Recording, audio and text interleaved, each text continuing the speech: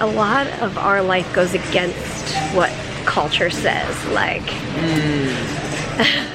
don't go shopping when you're hungry. Actually do. So you gotta breathe, let it go and let it be. Good morning, guys. Welcome to another day in the Frey Life. I'm up here on the 3rd floor. This has kind of become my recording studio area for my podcast. I kind of have that desk in the background as I sit at this little table, record the audio into my computer there, and I gotta go grab the tripod out of the car, but put the camera over here. And the reason it works really well is because with that big window, the natural lighting works. I don't have to set up extra lights. And whenever we don't have guests here, I just leave this setup all in place. And then when we have guests come, I put all my recording stuff in that closet. And so that's working out. I think eventually, once I get my office on the 2nd floor set up, I want to set up, like have a camera set up in there all the time where I can just turn that on and record. But the lighting up here, I think, will probably be better for most times. So maybe this will be my recording area up here, and my office will just be a working area. And anyways, sorting through all that. But I did get a desk last week that I need to finish putting the legs on. But my room is full. My office downstairs is full of boxes of books. We have all our decorations in there. Basically, we wanted to get the house kind of set up and settle in before we started putting things on the wall. So all of our like pictures and stuff I have in the office. And so eventually we'll clear that room out and it'll be a little more usable. Until then, this is a nice space up here. And I'm gonna get some recording done. Mary's actually babysitting right now. Many of you know she loves babies. They give her life, and so we have some friends who she's babysitting for right now, and I think she's having a fun time, and I'm gonna get a little recording done while she's doing that. Good morning, you guys. I have no idea if Peter already started the vlog. This morning I got to watch a friend's little baby for a couple of hours, and that is such a joy for me. Being on this new medication, when I learned that my energy wouldn't have to be spent all day on those hard coughing fits that used to run my life, now I get to choose how I spend my energy. Of course, I still have to do my therapy and all the stuff to keep me alive, but after that's done, I get to choose what I want to do with my energy. And so last week and this week, I got to watch a little baby for a couple of hours, and it was so life-giving for me.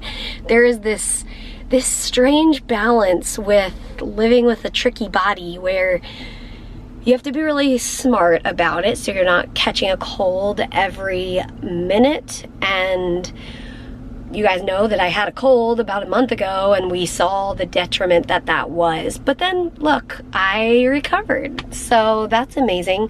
Whoa. That's a really big bag of clothes she's taking to return.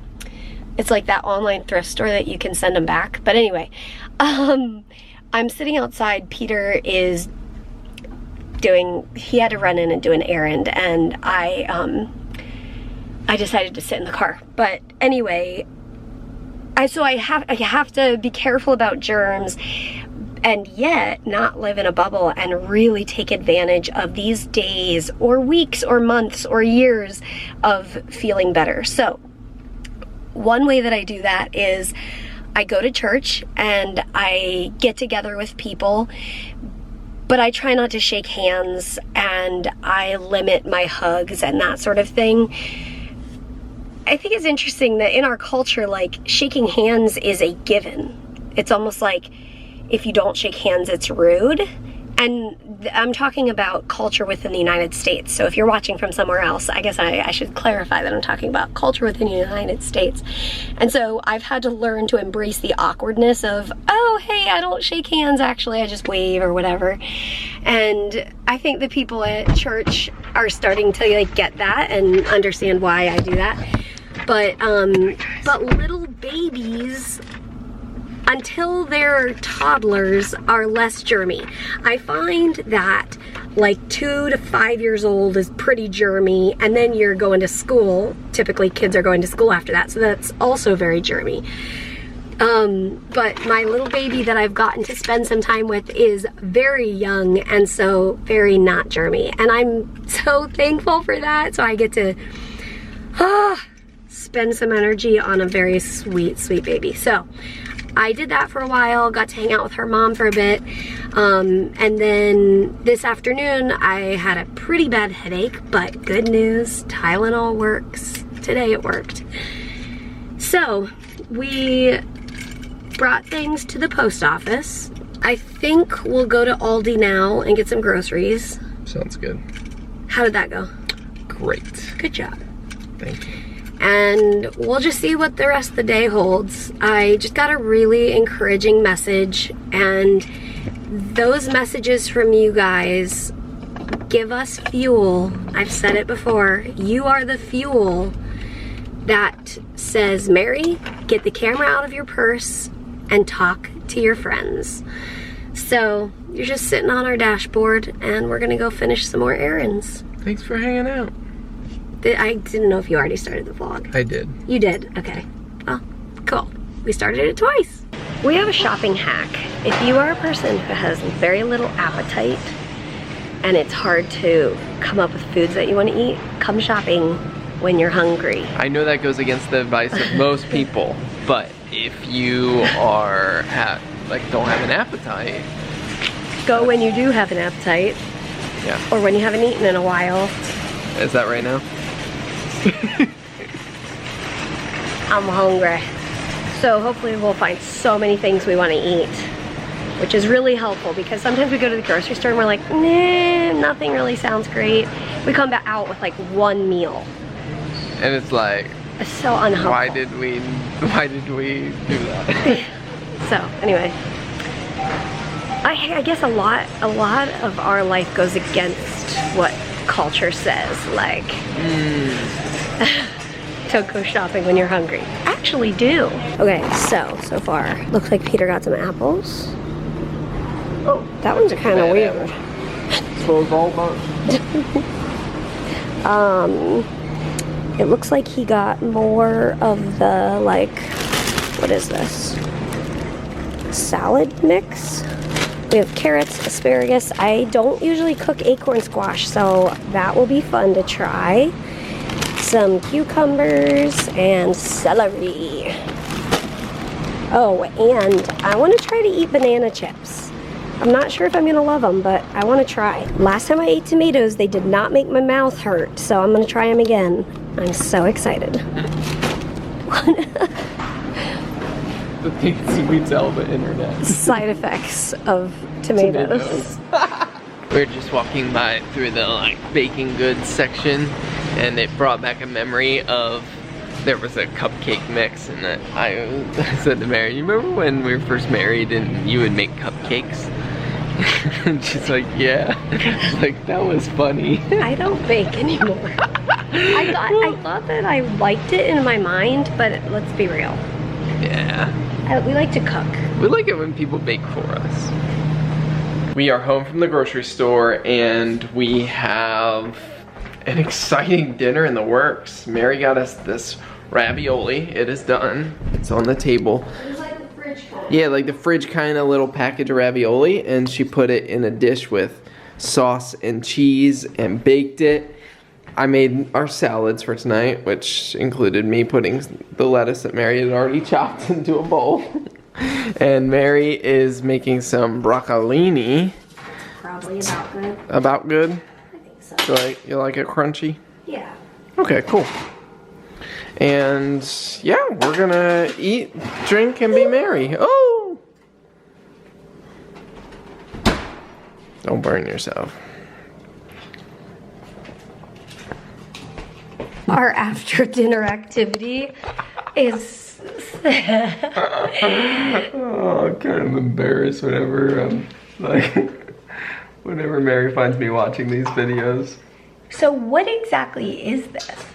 It's some guy, it's a YouTube channel, and he stands on the pier of this harbor or this inlet, and he videotapes boats coming in, and it's always like crazy waves, and the boats have to like get, anyways. I'll say this though, to the naked eye, to the non-boating eye, it just looks like a boat in the ocean. Yeah. But Peter is like, whoa, whoa, like. I think it's just funny to see like some of the boats are experienced with like driving the waves, and some of them are just like bam, and like, stuff's falling off the boat and stuff. Anyways. Well, we'll resume our activity. I think I forgot to mention that I absolutely love watching these boat videos with Peter. I do. Look, that one's getting airborne.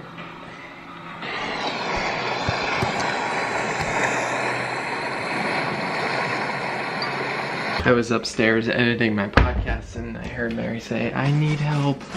And said her blood sugar is low and it won't come up. I think she's 44 currently. Got juice. She was kind of, came downstairs, she was kind of staring at her phone, just like,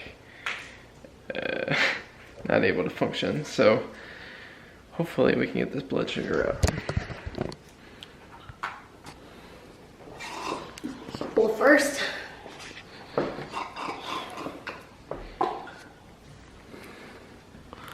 my Dexcom was telling me, you're falling. And I was like, I feel fine. No, it said I was falling, and I was lower than it said I was. But it was right, I was falling. Anyway, so I treated, and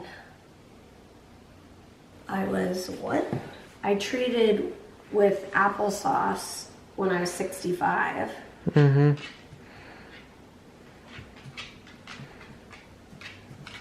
809, I was 65, treated with 13 grams of carbs. 823, I was 47, treated with another maybe 14 grams. And now I'm 44. Do you want another juice? I'll give this like 10 minutes. Okay. Because this is, why is it taking my eyes so long? What? Shouldn't this say carb is 14 grams? But hopefully, well, this is what I don't understand why it's doing this. It's so weird. Sometimes it does this. But we'll see what it does. When it was dropping, but I had already treated, I was on FaceTime and I was telling my friend that sometimes when my blood sugar is low, it feels like my arm is a different shape. And the weird thing was, I thought it wasn't weird that I was telling her that. And after I said it out loud, I was like, that was weird. And I started laughing. But it like sometimes feels like either my body, yeah, whatever. My body's like in a different shape. Like if I close my eyes, it feels like I'm like this or something, but I'm not. Or my arm. The reason I told her was because my arm felt like it was like bending the wrong way, but it's not. Weird. It's weird when your blood sugar does weird things.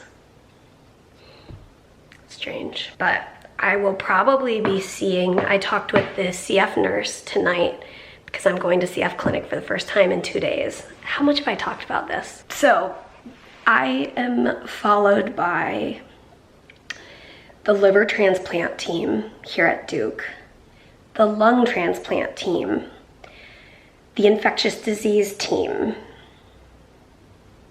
I think that's all so far that I've seen. So I have like, I've written them all down.